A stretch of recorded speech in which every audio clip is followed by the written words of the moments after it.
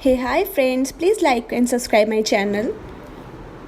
Hi friends, first of all thank you so much मेरे previous video को इतना views करने के लिए। आप लोगों को अच्छा लगा, मुझे ये सोच के बहुत ही खुशी हो रही है। एंड सबसे पहले तो दैट कि मैंने सोचा नहीं था दैट कि इतनी जल्दी इतना व्यूज़ भी मुझे मिलेगा।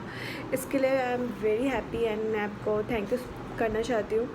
सो मैंने सोचा कि आज मैं उससे रिलेटेड ही कुछ वीडियो बनाऊँ, बिकॉज़ अगर मैंने वो नॉलेज दिया है तो आपको उसके बाद की भी नॉलेज लेना ज़रूरी है। तो इसके लिए आज मैं कुछ नोट्स प्रिपेयर नहीं किया है, मैंने कुछ भी कहीं से रिसर्च नहीं किया है। मैंने सोचा कि मैंने जो फील किया है आफ्टर एलएलबी, आज मैं आप लोगों को वो बताऊं। तो गाइज़, आप लोगों को लगता है कि या फिर आप लोग सोचते होगे दैट कि एलएलबी होने के बाद हम क्या करेंगे, मेरे पास करियर ऑप्शंस क्या होंगे। सो गाइज़, करियर ऑप्शंस आपके पास बहुत सारे होंगे आफ्टर एलएलबी करने के बाद। तो जैसे कि मैं आपको कुछ ऑप्शंस बताऊंगी जो आप परस्यू कर सकते हो अपने करियर के लिए। सो उससे रिलेटेड मैं आपको कुछ बातें बताऊंगी और टिप्स भी दूंगी दैट कि आप कैसे इसे अप्लाई करोगे अपने 5 इयर्स के एलएलबी कोर्स में। व्हेन आपको अगर किसी भी एनएलयूज़ या किसी भी लॉ कॉलेज में एडमिशन मिलता है, देन आप उसको कैसे फॉलो करो ताकि आपका करियर एक अच्छे डायरेक्शन में जाए।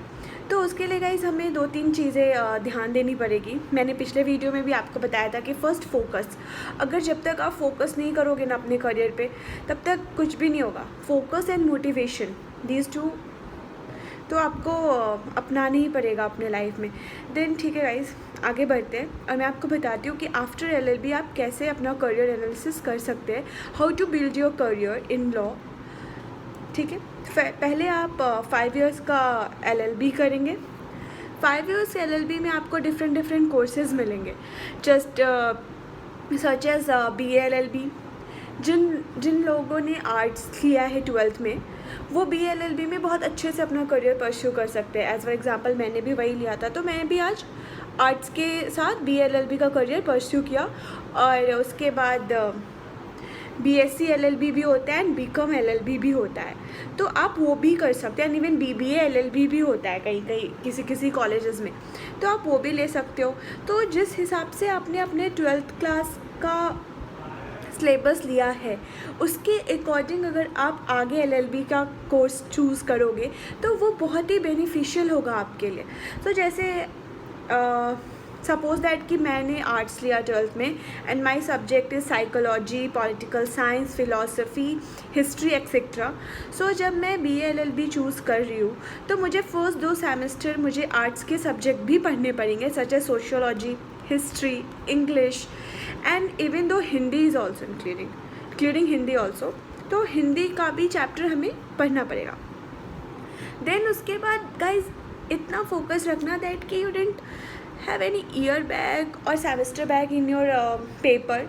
अपने पेपर अच्छे से क्लियर करना, मतलब अगर फोकस होगा तो LLB का पेपर ईज़िली क्लियर हो जाता है। आपको पढ़ने की ज़रूरत है, थोड़ा समझने की ज़रूरत है और उसके हिसाब से आपको फॉलो करने की ज़रूरत है।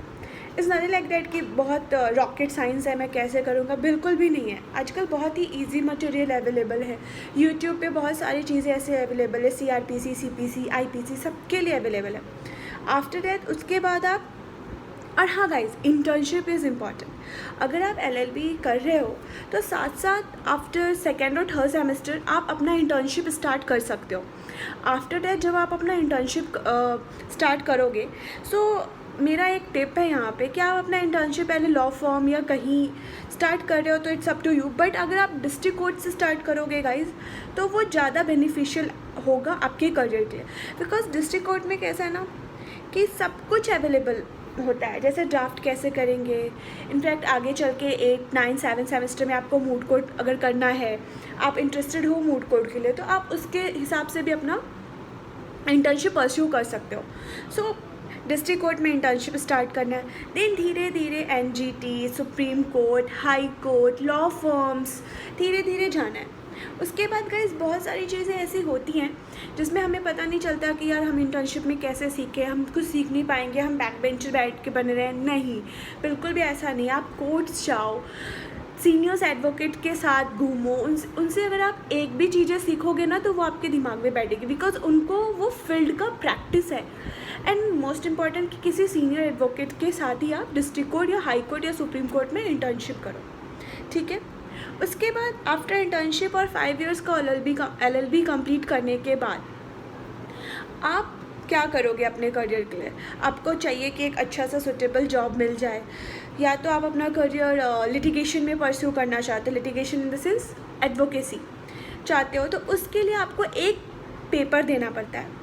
पहले तो आप अपना लाइसेंस लोगे, सिंपल लाइसेंस जिसको देने के लिए कोई पेपर की ज़रूरत नहीं है। आप बार काउंसिल ऑफ इंडिया में जाओ, कहीं के भी बार काउंसिल में, आपके स्टेट वाइज बार काउंसिल्स होते हैं, सारी जगह जाओ, वहाँ पे आपको एक फॉर्म फिल करना पड़ेगा। उसमें आपके मार्कशीट, सर्टिफिकेट्स ये सब जाएंगे, डोमिसाइल्स जाएगा, वो आपको एक बना के देंगे बार कोड का लाइसेंस, जिसे प्री लाइसेंस भी कहते हैं। और वो लाइसेंस के थ्रू आप किसी भी डिस्ट्रिक्ट कोर्ट्स में प्रैक्टिस करने के लिए एलिजिबल हो। वहाँ से आप अपना करियर परस्यू कर सकते हो इन लिटिगेशन। इफ़ यू वांट कि मुझे AIBE का पेपर भी देना है, तो उसके लिए आपको AIBE का वेबसाइट पे फॉर्म आता है, आप वो फॉर्म परस्यू करोगे। मैं डिस्क्रिप्शन बॉक्स में आपको वो फॉर्म का AIBE के साइट का लिंक डालूँगी, आप वहाँ से भी चेक कर सकते हो।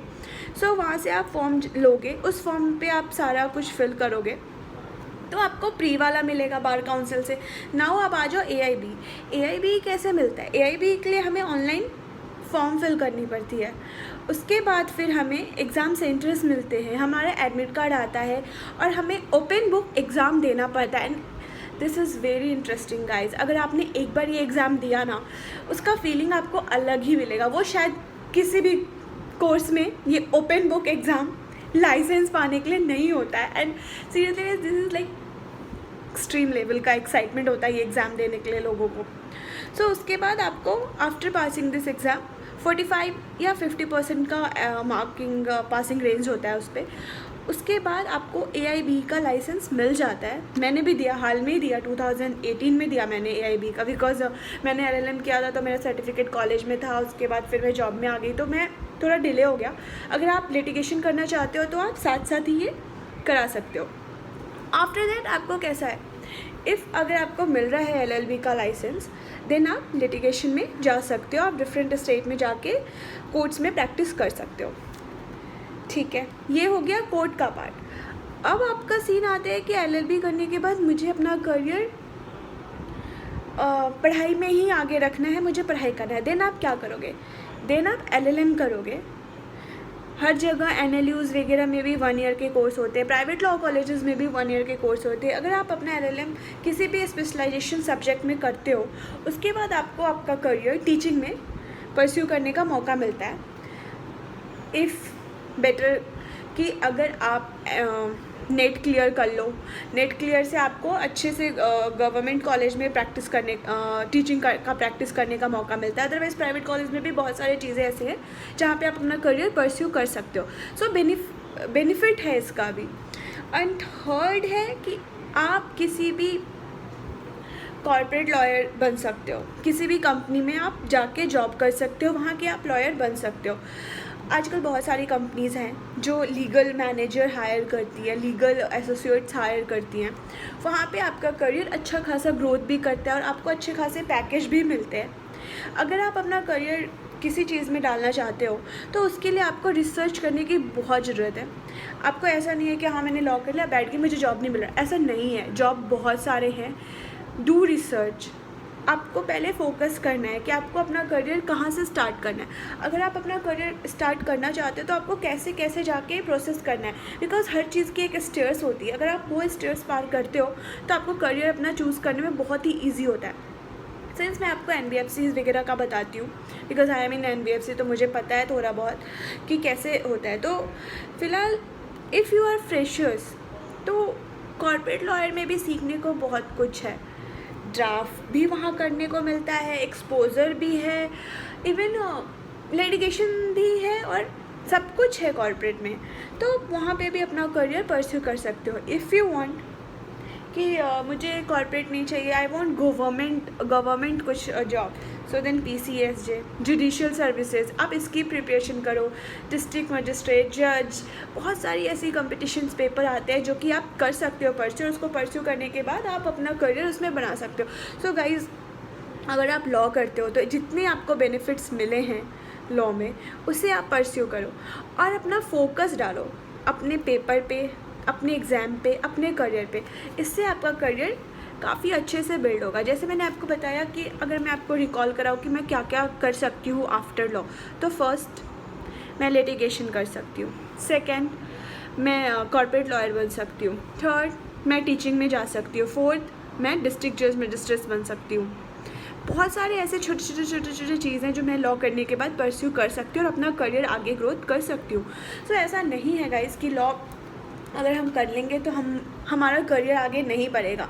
You can build your career in law itself. आप अपना करियर इसमें भी बिल्ड कर सकते हैं। और बेसिकली पता है, एक चीज़ मैं आपको बताऊँ, मैंने पिछले वीडियो में भी आपको बताया था दैट कि सबसे ज़रूरत है फोकस। मैं हमेशा रिपीट करती हूँ कि मोटिवेशन, फोकस, ये चीज़ आपको होना चाहिए और तभी अपना आप करियर बना सकते हो। सो गाइज़, मैं आपको यही कहूँगी कि अगर आपको लॉ करना है तो आपको अपना फोकस अपने करियर पे देना पड़ेगा, फिर आप उसके हिसाब से आगे जा सकते हो। सो गाइज़, ये मेरी छोटी सी एक टिप्स थी और आपको थैंक यू बोलने का एक तरीका था कि आपने अगर मेरे क्लैट प्रिपरेशन के लिए इतना मुझे व्यूज़ दिया है इतने कम टाइम में, तो आप ये भी देखो और इससे भी कुछ सीखो, कुछ टिप्स लो। इफ़ अगर आपको कुछ चाहिए कि हाँ कैसे मैं कॉर्पोरेट लॉयर बनूँ, कोई कंपनी मुझे कैसे हायर करे, क्या करे, रिसर्च कैसे करना है, क्या नहीं करना है, उसके लिए आप प्लीज़ मुझे कमेंट करो यहाँ पे और वहाँ से मुझसे पूछो। मैं और भी वीडियोस आपसे बनाऊँगी। एंड एक्चुअली एंड में मैं आपसे यही रिक्वेस्ट करूँगी कि please like, share and subscribe my channel and comment below. Thank you so much guys.